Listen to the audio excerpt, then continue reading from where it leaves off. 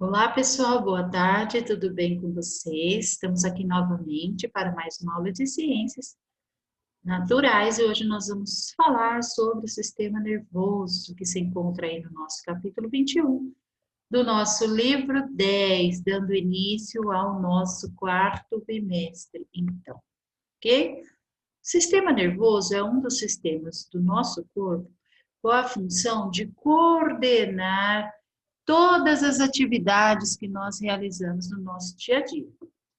Então, vamos lá, nós temos aqui um resuminho, né? Todas as atividades que o ser humano realiza dependem do funcionamento do sistema nervoso. Ao andar de skate, por exemplo, uma pessoa precisa coordenar os movimentos dos braços e pernas, equilibrar-se sobre a prancha, controlar a direção e a velocidade com que se desloca e, ao mesmo tempo, observar o ambiente ao seu redor, ouvindo os sons, sentindo a temperatura e o deslocamento do ar. Seus órgãos estão funcionando para mantê-la viva, portanto, seu coração está batendo, seu pulmão está ventilando, seus órgãos do sistema digestório realizando suas funções, suas glândulas secretando hormônios e secreções. Tudo isso é coordenado ao mesmo tempo pelo sistema nervoso, em conjunto com o sistema endócrino, que é o das glândulas, e graças a ele e às ações conjuntas dos demais sistemas, é possível realizar todas elas ao mesmo tempo. Então, são muitas coisas para observar num movimento só, que é o andar de skate. Então, ela presta atenção nos movimentos dos braços e pernas, ela ouve os sons, ela vê o caminho, presta atenção no vento, no deslocamento do ar. Enquanto isso, o organismo dela está funcionando. Sistema digestório, respiratório, circulatório, tudo graças à coordenação desse sistema que nós vemos aqui na foto. De cor-de-rosa, nós temos o nosso cérebro, que é o centro de comando das ações do nosso corpo. De amarelo, nós temos vários fios, que são a medula espinhal ou espinal e os nossos nervos centrais e periféricos. Então, o trabalho desse sistema do cérebro, juntamente com os seus nervos e medula espinal, é o que nós vamos aprender nesse capítulo, ok? Primeiro, nós vamos ver como o sistema nervoso é formado. Ele é essencial para o funcionamento do nosso organismo. Ele é responsável por funções de grande importância, como o controle e a regulação das atividades vitais. Quais são as atividades vitais? Circulação, respiração, digestão, excreção. Então, quem controla todas essas atividades no nosso corpo é o nosso sistema nervoso. A comunicação entre os demais sistemas, a percepção dos sentidos, que nós vamos estudar também nesse capítulo, a memória, o aprendizado, o raciocínio, entre outras as atividades. Para entendermos sua importância, é preciso conhecer a estrutura e a anatomia básica desse sistema. Como se dá o funcionamento de suas partes e as relações entre elas. A compreensão do funcionamento do sistema nervoso pelos cientistas só foi possível a partir do início do século XX, com descobertas relacionadas à estrutura do tecido e das células nervosas, que ocorreu apenas com o aperfeiçoamento do microscópio. Neurociência é a área da ciência que estuda a estrutura, o funcionamento, o desenvolvimento e as alterações do sistema nervoso. No ano de 1875, o médico italiano Camillo Golgi conseguiu observar células individualizadas do tecido nervoso, concluindo que o sistema nervoso era formado por uma rede de células interligadas. Alguns anos mais tarde, o médico espanhol Ramon Gall aprimorou os estudos anteriores e compreendeu que as células que formavam o tecido nervoso não estavam ligadas umas às outras, fisicamente, mas se comunicavam por meio de espaços. A partir do trabalho de Ramon e Gall, o cientista Charles Sherrington compreendeu como as informações são transmitidas de uma célula nervosa a outra, influenciando os estudos da neurociência nas décadas seguintes. Então, percebam como a ciência funciona. Muita coisa que a gente sabe hoje é um acúmulo de conhecimentos de vários pesquisadores, de vários cientistas. Então, a ciência está sempre se transformando, porque novos cientistas estão estudando o que já foi estudado, conhecendo novos detalhes, novas características, novas informações.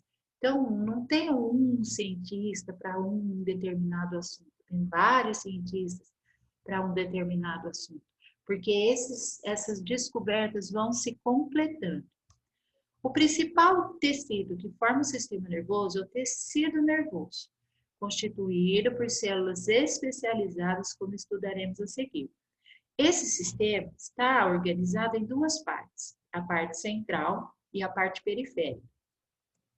Então, nós vimos na semana retrasada que um conjunto de células forma um tecido, um conjunto de tecidos forma um órgão, um conjunto de órgãos forma um sistema, e os conjunto dos vários sistemas formam aí um indivíduo, tá? Só relembrando. As células nervosas surgiram nos primórdios do reino animal. Evolutivamente, estão presentes desde as anêmonas e as medusas, que possuem uma rede nervosa simples, até todos os demais grupos, incluindo os mamíferos, que são animais mais complexos e possuem um sistema nervoso organizado.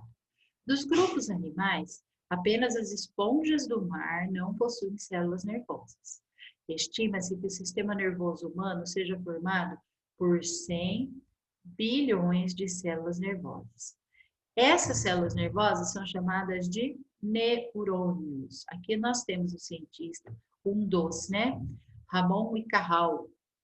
Após ter sido médico no exército espanhol, Ramon y Cajal atuou na Espanha como professor da Universidade de Valência, diretor do Museu de Saragossa, diretor do Instituto Nacional de Higiene e foi fundador do Laboratório de Investigações Biológicas. Sua principal contribuição para a ciência está relacionada às suas descobertas sobre a estrutura do sistema nervoso, pois foi o primeiro a sugerir que ele era formado por bilhões de células nervosas diferentes, distintas, que se comunicam por meios de espaços.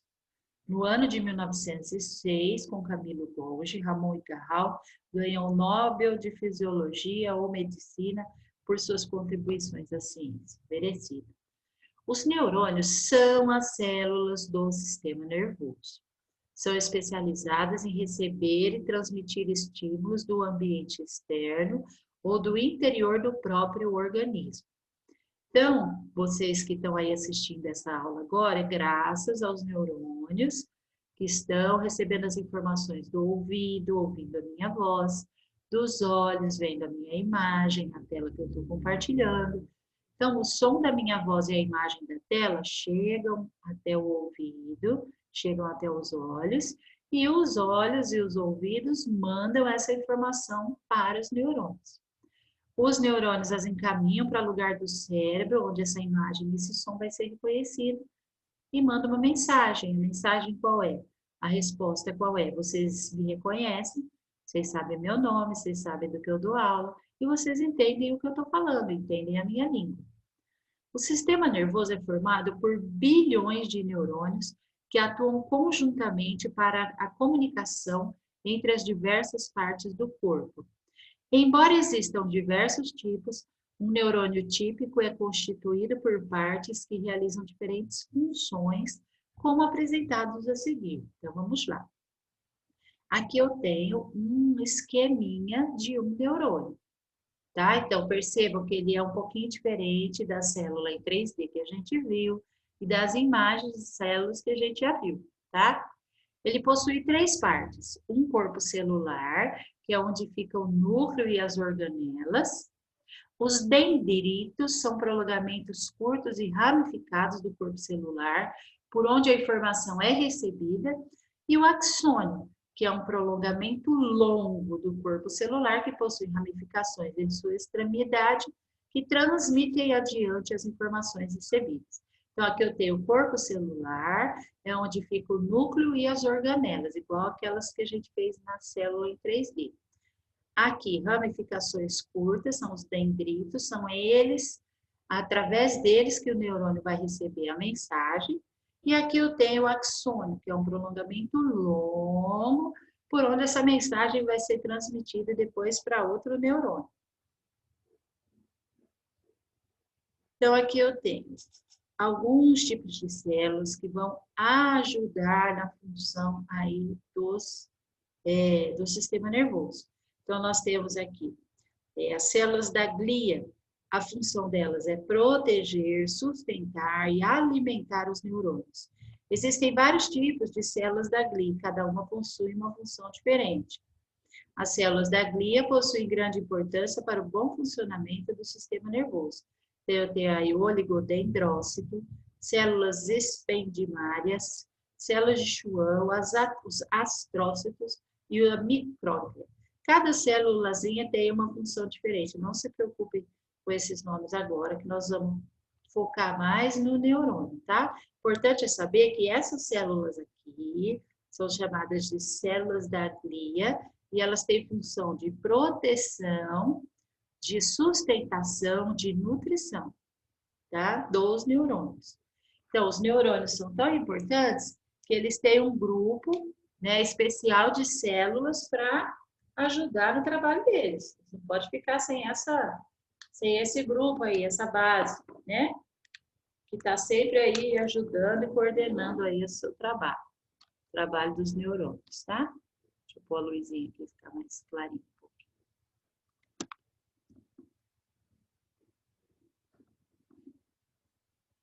O sistema nervoso é capaz de transmitir informações em milésimos de segundo.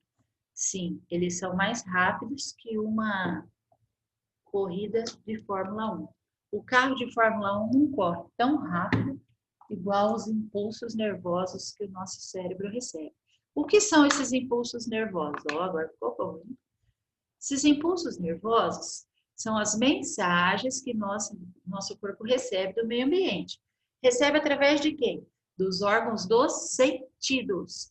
Visão, olfato, audição, paladar e tato, tá? Essa velocidade só é possível graças à natureza da transmissão de informações, que ocorre por meio de ondas elétricas, chamadas de impulsos nervosos. Como essas mensagens se transformam em impulsos nervosos, ainda estamos em estudos. O fato é que quando um som chega nos meus ouvidos, o nervo auditivo manda ele para o cérebro, e quando ele chega no meu cérebro, ele é transformado em ondas elétricas transmitidas de um neurônio para o outro, até chegar na região da audição, onde ela vai ser processada. Esses impulsos causam mudanças na membrana celular e, em geral, se propagam nos sentidos dendritos, corpo celular, axônio, percorrendo todo o neurônio. Então, tudo tem uma ordem, não é de qualquer jeito. Então, olha lá. Ao chegar nas ramificações do axônio, o impulso causa a liberação de moléculas chamadas, ele começou de trás para frente, né?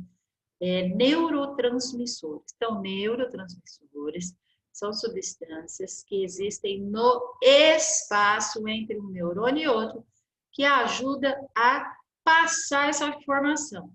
Então, se vocês repararem aqui no desenho, ó, eu tenho um neurônio e aqui eu tenho outro, 2 neurônios. Entre eles estão bem juntinhos, mas eles não se encostam. Tem um espaço. Esse espaço é chamado de sinapse, ou fenda sináptica, tá? Só que a mensagem precisa passar de um neurônio para o outro, tá? E o segredo? Quando a gente tem algum problema neurológico, algum tipo de convulsão, esquecimento, quando eu falo esquecimento é branco, assim, bravo mesmo, grave. Qualquer outro tipo de enfermidade, mal de Parkinson, mal de Alzheimer. O problema está aqui, na transmissão das mensagens, tá? A maioria deles. Então, já que um neurônio não se encosta no outro, eu preciso da ajuda de uma substância para a mensagem passar daqui para lá. Essas substâncias são chamadas de neurotransmissores. Tem vários tipos, tá, pessoal? Eu acho que ele não vai se ater nos nomes aqui, porque são muitos, tá? Os dendritos do neurônio seguinte recebem os neurotransmissores, dando prosseguimento à transmissão do impulso nervoso. Então, vai passando. Dendrito, corpo celular, axônio. Dendrito, corpo celular, axônio.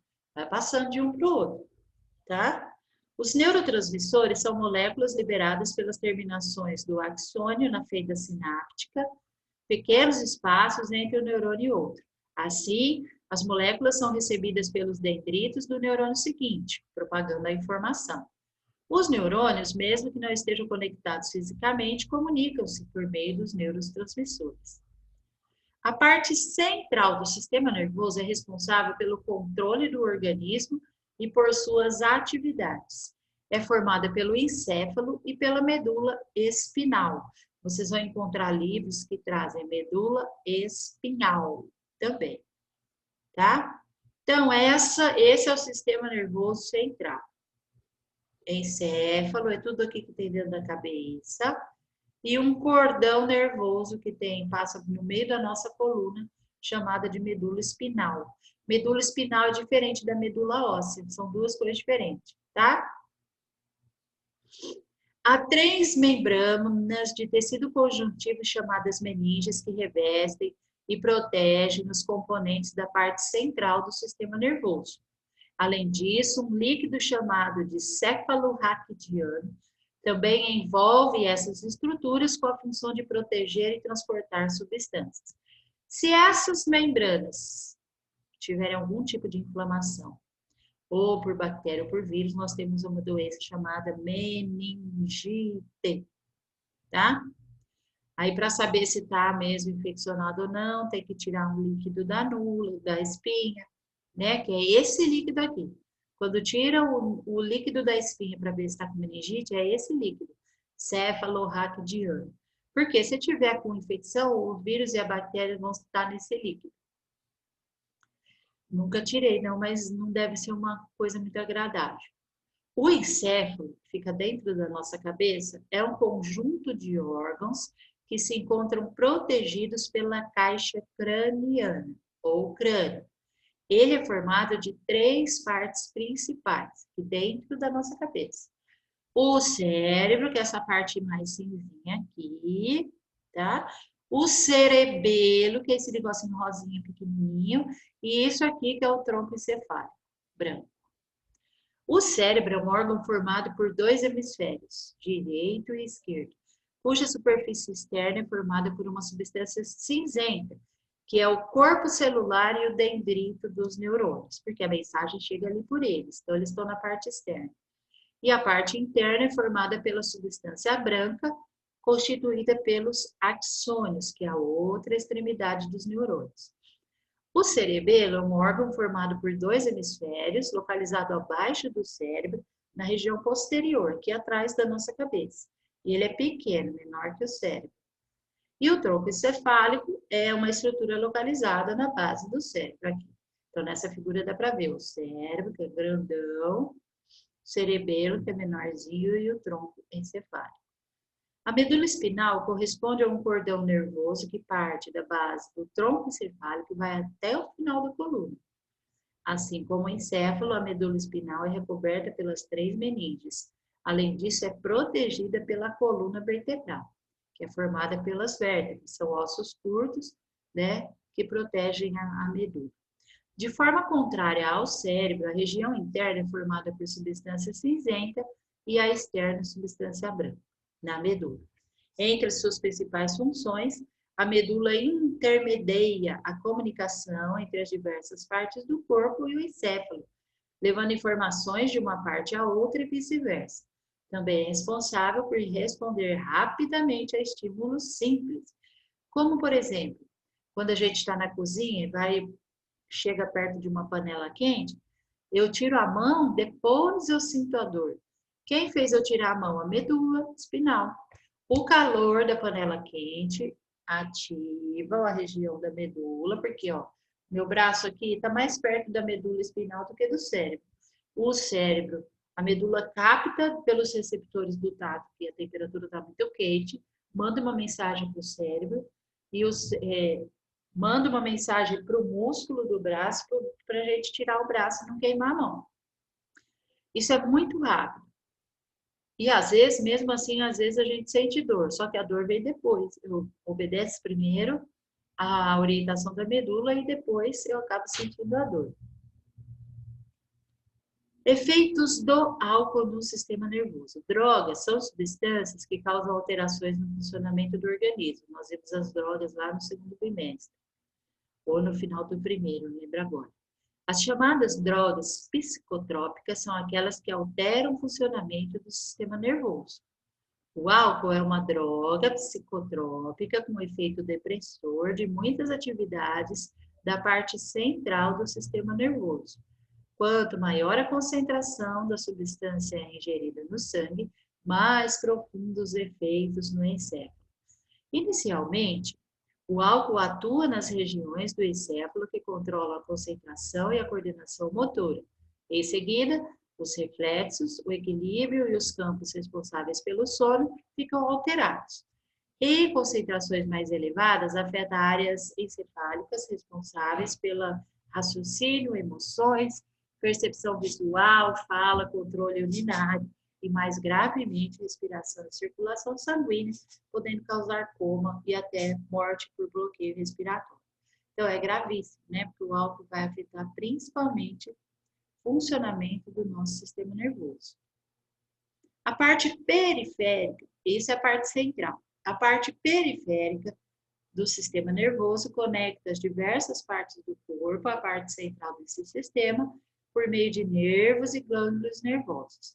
Dessa forma, os nervos e os glândulos são responsáveis por levar informações dos receptores sensoriais para a parte central e trazer as respostas e os comandos cerebrais para os órgãos efetores do organismo.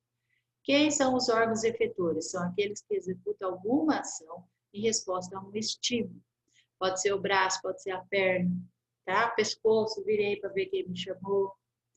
Os nervos são filamentos formados por fibras nervosas que correspondem aos prolongamentos dos neurônios que partem do encéfalo ou da medula espinal, ramificando-se e alcançando todas as partes do corpo. Já os gânglios nervosos correspondem a dilatações em alguns nervos, constituídas de agrupamentos de corpos celulares de neurônios. Então, os nervos estão por toda parte para ajudar nesse controle, nessa regulação aí dessas mensagens. Os nervos podem ser formados por 3 tipos de neurônios: sensitivos, motor e misto, quando eu tenho os dois.